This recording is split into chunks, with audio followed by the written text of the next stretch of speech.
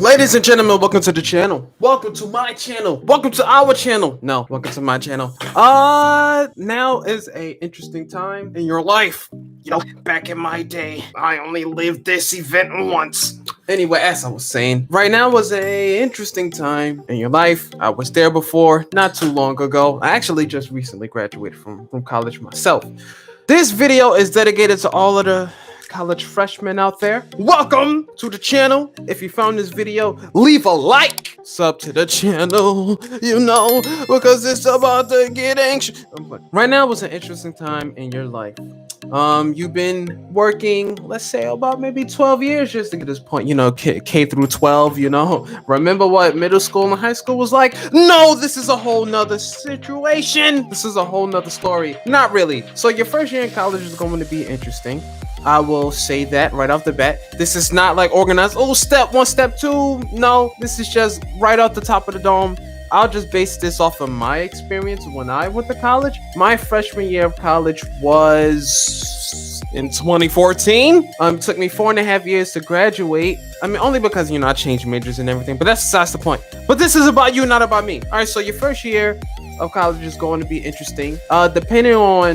Depending on your situation, it'll be a little different. And when I say different, I mean like this. Either two things happen. Well, a multitude of things, in combination with each other. But basically, you graduated high school, you had a decent high school experience, and the college that you chose to go to, you have a bunch of friends that you're graduating with, and that we're going to the same college. I mean, there are a lot of popular schools out there, but there's really no need to name a few. So it's just, that's basically what it is. That's like scenario A. Scenario B, you didn't really have like the best college experience, or maybe the college experience that you had doesn't matter too much. But either way, the college that you're going to, there are either very few people that you graduated with, that you're going to college with, or you're basically going to college and not knowing anyone. So it was like literally a clean start. That is as clean of a slate you can get. Like if there was ever I'm gonna turn over a new leaf and start all over when nobody knows me, go to a college where no one knows you, because that is what happened in my case. My high school experience wasn't the best. I learned a decent amount of things, and because of that, I made the conscious decision to go to a college where I wouldn't have to face the same problems again. It helped me reduce any stressful situations that I might have had I gone to a college where I knew people. But I started over on a new leaf. So now either you're dorming on campus or you're commuting. Either way, it's your first day, you're sitting in class, and you're watching this video. You're sitting in class, you're asking yourself, oh man, I'm finally here. I can't believe I'm here. I'm on the campus away from home, or oh, my dorm is right across the street. I can't wait to take a nap and meet all of the different people on my floor. That in itself is all exciting. But we can't deny that we were all like nervous. Me in particular, I wasn't very nervous, but I was like wondering. I was very observant. The first 2 weeks, I always say that the first 2 weeks of my college journey were the loneliest time of my college journey. And the reason being is because I didn't know anyone. It's different when you go to a college, we graduated, you go to a college that's in your city, then when you go to a college that's not in your city, like you got to take a train. So when I was going to college, I had to take 2 buses and a train just to get there. And then when I got tired or a little lazy, I was taking 2 buses, a train, and then another bus, or 2 buses, a train, and then a shuttle bus. Half of the time I was walking, but I didn't know that, there was a shuttle waiting for me. But I was like, okay, great. So my first 2 weeks were pretty kind of like lonely, in the sense that I didn't know anyone. And the people that were there, some of the people that went to the same school as me, I wasn't talking to them anyway. So I kid you not, it was about like maybe 7 of us total. And next thing you know, as time was going on to like sophomore and junior year, it was only like 3 of us at that time. I didn't see anyone else. So once again, at this time, this is your first year. You're trying to figure out what to do, right? So you're gonna go through these things. It was like, man, I need to find a student center. I need to find a library. All of these different places where I can go to. I gotta figure out where to eat, because eating is important. So you're gonna have to find yourself somewhere to eat. Hopefully, there's a pizza spot where the pizza is $1 and an extra 50 cents will give you a canned soda. That's what it was in my case. But hey, $1.50 goes a long way, on campus, like around that area. But prices are rising. They increases the price on the pizzas to like $2. Now all you can get is a slice.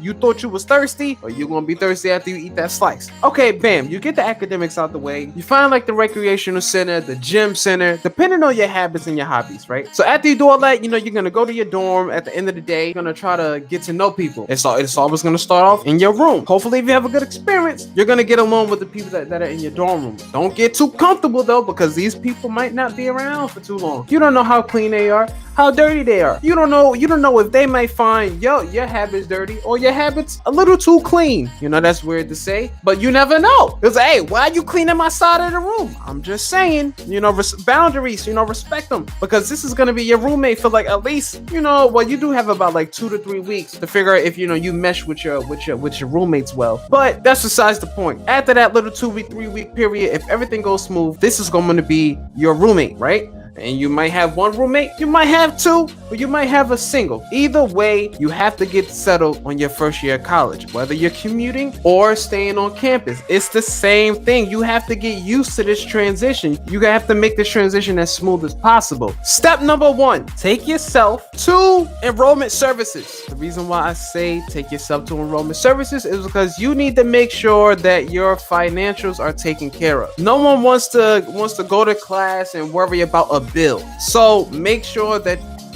you get that taken care of. You take yourself to enrollment services. It might not be it might not be fun if you have to make multiple visits, but do that. The only tip that I can give as far as finances are concerned, if you must, because remember, this is your first time in college, as far as you're concerned, lunch was free, you go to school for free, all of that. I mean, of course, if you had to pay for lunch, multiply that by like $1 million. All right. Now this is a whole nother situation where you're paying for your classes, you're paying for your room, you're paying for, is room and board, your tuition. I don't think transportation fees going there, but we're talking like if you're commuting, that's going to be a fee that you're going to have to pay for. So whether you're commuting or whether you're dormant, you're paying, period. So make sure you get your financials squared away. Step number 2, right after you take care of your financials, take yourself to the bookstore, please. The reason why you need to go to the bookstore within the first week is because you need to get all of your books, your pencils, calculators, blue books. You need to get all of that stuff out the way. No one wants to be in class with someone to say, hey, you got a pencil on the first day, the first week. No one wants to be that guy that says, oh man, I don't know what the homework was because I was looking at Madison 2.0. Or, oh, what's the homework? Billy 3.7? No, like, pay attention.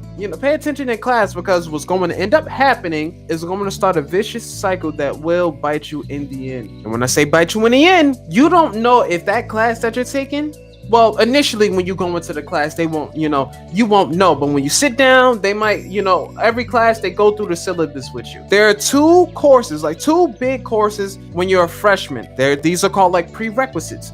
And your prerequisite courses are like courses to take you into your program, basically. We're not just, because the courses are basically the same. They're like your cores. Mathematics and your for me it was called pre-calculus and English composition. At the end of these courses had the exams were pass or fail. You have to make sure that you read into this, right? Because my English exam had if you failed the first one, you could take the second one. So it had a retake. The mathematics exam was a pass fail period.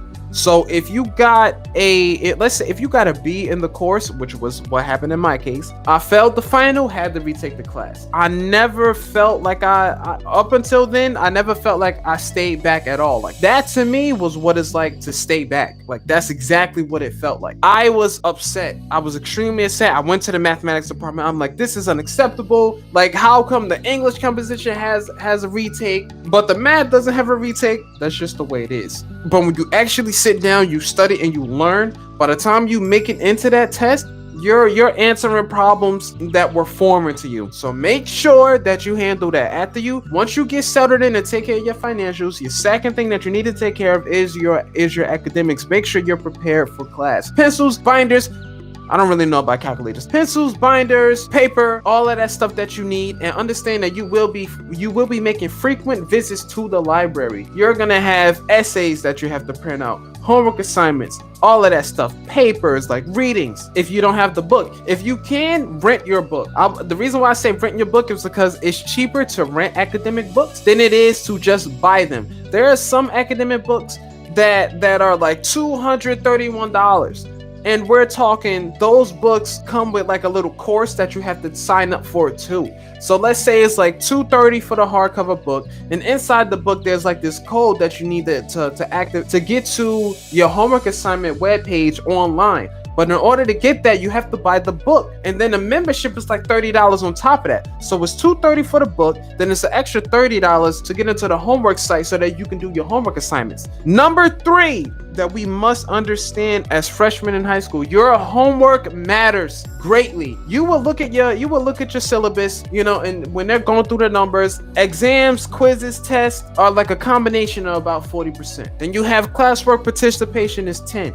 Then you have homework that can range anywhere between 5, 10, and 15. I don't know about 5, it's usually about 10%, anywhere between 10 to 15%. Understand that your homework is literally the make or break. And it's not like, oh, like this homework assignment is make or break. Think about it this way: there are but so many weeks in a semester. Let's say every semester is about 3 or so, maybe 3.5 months, right? With that time, let's say throughout I'll just give you a scenario. Throughout the course of 3.5 months, you have 10 homework assignments. That means that if you do not turn in 4 homework assignments, your participation, your grade, your average for homework will be a 6. So you're gaining 6 points towards your overall percentage grade. Your homework is so important that like your homework is the determinant between a C- and a C. And it always works that way, where you'll get someone to be like, man, I got a C- in this class. We'll get to why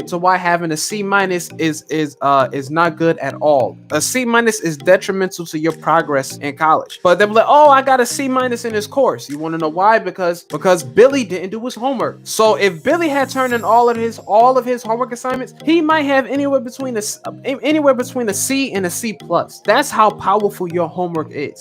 Now, step number 4, like I said, that C- is detrimental to your college journey in the sense that it directly impacts your ability to scale in your major. Your major has a requirement. It's separate from your core. Your core courses, you can get a D in. You can still graduate on time. However, your major, if you're a psychology major, if you are a declared major, period, I don't care what major is, you can major in toiletry, plumbing, it doesn't matter. Plumbing. If you get a C- in major courses, you have to retake that course because all major courses require a C or better. For us numbered people and not us alphabetical people, that is a 75. More often than not, that is anywhere between a 75 and up. You must maintain a C or better in your major courses to scale through that major. That means if you're taking Bio 1, in order for you to get the Bio 2, you have to get a C or better. If you have a C-,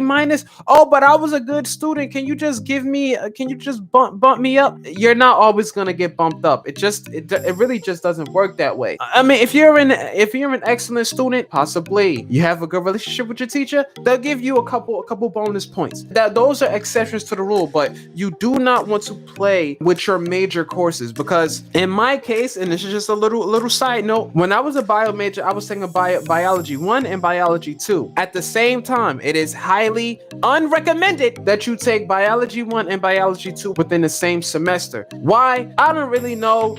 Maybe it's just too much biology in one shot. I figure if maybe I could knock these out at the same time. I think what ended up happening was I did okay in bio 2, but I didn't do great in bio 1. And what does that mean? You have to retake bio 1 again. And for bio majors out there, you have to take your bio 1, your chemistry 1 to get to chemistry 2, bio 2, then it gets to ecology, organic chemistry, all of that, like environmental, all of that stuff. Like you have to pass these courses to make it to the next level to ultimately graduate with a degree in your respective field. Now, with everything from the room and board to the finances to your act, to making sure you're prepared, to making sure that you maintain a C or better, now we're on step number 5. Step number 5 is chill. Don't try to do too much as a freshman. And when I say too much, don't try to, oh, I want to make all of the new friends. I want to meet everybody. Relax. This is your time to get accommodated to the new space. You don't have time to be worried about everybody else. What you will learn as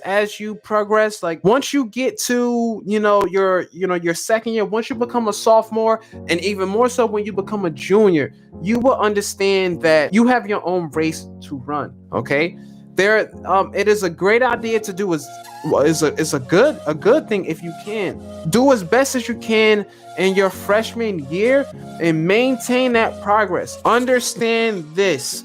Make sure when it comes down to like your assignments and your homework, pay attention to your deadlines. Okay, you don't have time to be doing too much because you have deadlines that you have to hit. And last time I checked, there are some professors out there that will be lenient. There are some professors that are not. In my experience, the professors that were strict, I've passed like courses that were extremely difficult with professors that were extremely thorough. Make sure you participate, because if you participate, you know what you know what you don't know. Don't be all over the place. Stay engaged, stay focused, like just be on point, engage, like participate. I said a whole lot. I don't really know, but all I'm saying is all of that stuff is going to matter once you hit your sophomore year. Ladies and gentlemen, I don't have too much to say at this point. This was a short video. I'm sure I left out a lot of stuff, but I will save that for our next video. With that being said, ladies and gentlemen, I appreciate you guys for watching the video. If you like the video, please leave a like or leave a comment for anything that I left out. You better leave a comment before I comment myself on what I might have left out for the next video. Let me know what you guys want to talk about, or what you guys want me to talk about for the next video. With that being said, people, this is Grubby. We'll see you later.